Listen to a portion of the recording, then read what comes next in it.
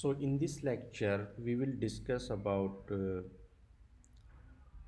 Kotlin object expressions.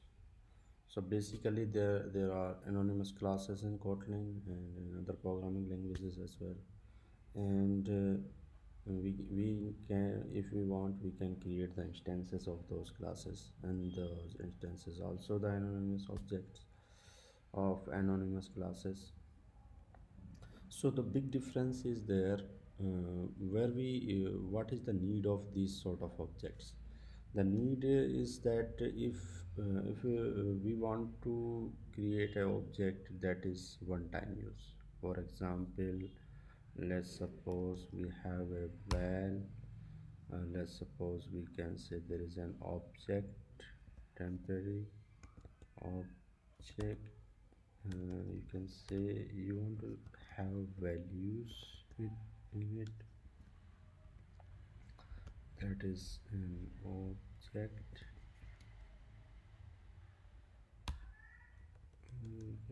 This object,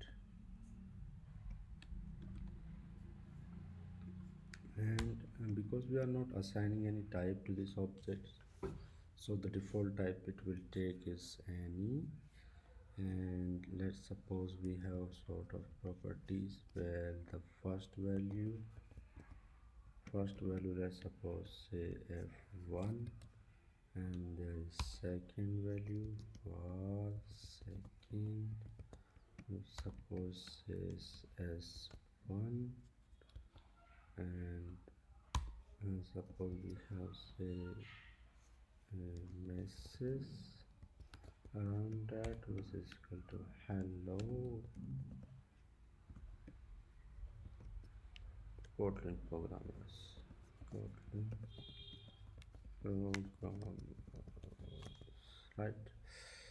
And if I want to use this expression, I can say, let's suppose we have a println statement, and inside that statement if I want to print, so I can say values are, and then you can say it's a dollar sign, yes, and values dot, and suppose say the, yeah. And the first, the one thing to be noticed here, that we cannot access those properties. So if we want to print the values, we can define or override a toString method, right? Inside that toString methods, what we can return, just dollar first, and then dollar second, and then dollar message, right? And now it will print this object into the console. If you will see, this will compiling our objects, and let's wait. Yeah, still building our objects. Yeah, values are f1, s2, then hello Kotlin programs. These are the we could say then messages, and then if we rerun that, yeah, your message is hello Kotlin program. So this is actually the object expressions that comes into the picture for one time use only. And because the Kotlin provides us the flexibility that we can inherit from super classes or super types as well, these anonymous objects. Like for example, we have a class, class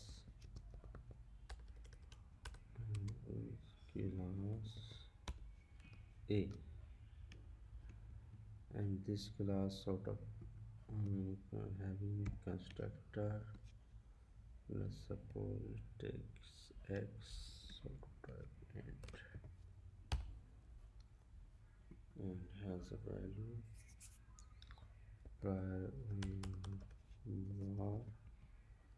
y which is equal to x, right? And then suppose we have interface g interface, and let's suppose have one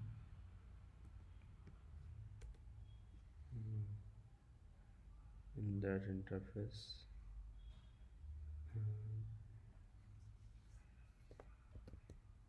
display, and this displays the values inside, right? And then suppose we have, now we can conform to this protocol and this class. So let's suppose inherit a in pass one, and then this is set, and z will talk about the display.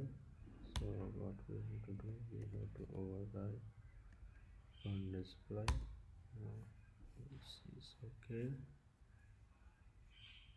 and inside this method what you can do, you can use that statement, and then you can say println this, okay, and then you can say here values dot display. Let's run here. Right hand side of anonymous type, please specify type explicitly. E, e,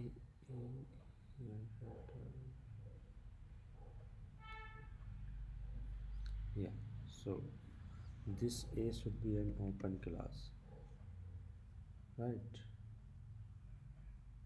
Now if you run, I think this error has gone away. Yeah, anonymous specify accessible stay.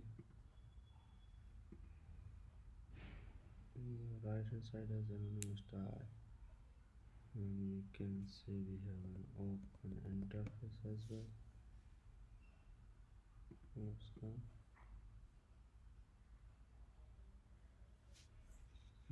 We don't need an open interface for this. Rather, z is there, a is there.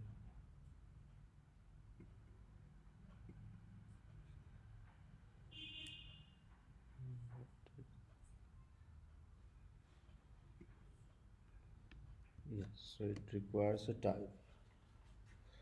Let's suppose this type is set. Now it can run the application and we will see the result.